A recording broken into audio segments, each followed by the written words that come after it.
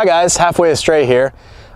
Still the same day for me, a new day for you. Today we've got a book that was given to me as a gift, and it's the type of book that you get as a gift and then you read through it and it's funny, but then you probably never pick it up ever again. This is a pretty easy one.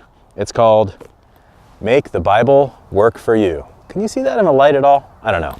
Let me turn this around. The sunset's a little weird right now. Well, I mean, the sunset's not weird. Is there such thing as a weird sunset?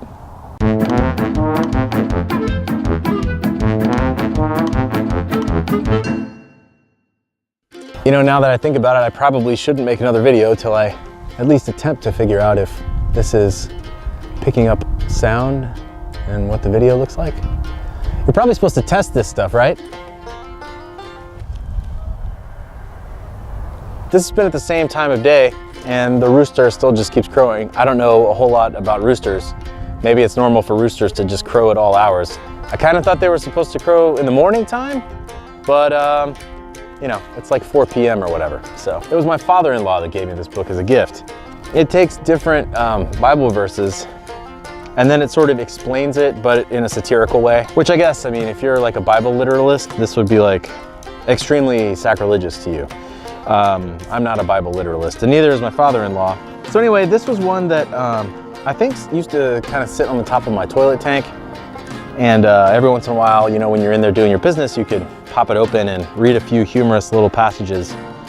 But you know, it's like books like this just tend to, I think, accumulate if you let them, and I have let them, because especially when it's given as a gift, there's sort of a feeling of like, you know, this person went to some trouble and they thought of something that they thought that I would like, and you know, he was absolutely right. This is something that I really like and that I enjoyed, and it's you know, irreverent and satirical, and it's kind of my sense of humor in that way. But you know, it also is like you get to a point where how many of these things can you really keep? I guess the answer for some people is all of it. You can keep all of it.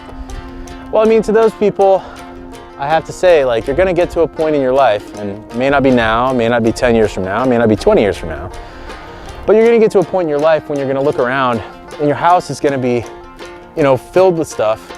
You might have like a storage container that you rent somewhere and pay, you know, 30, 50 bucks a month every month so that you can keep it full of stuff.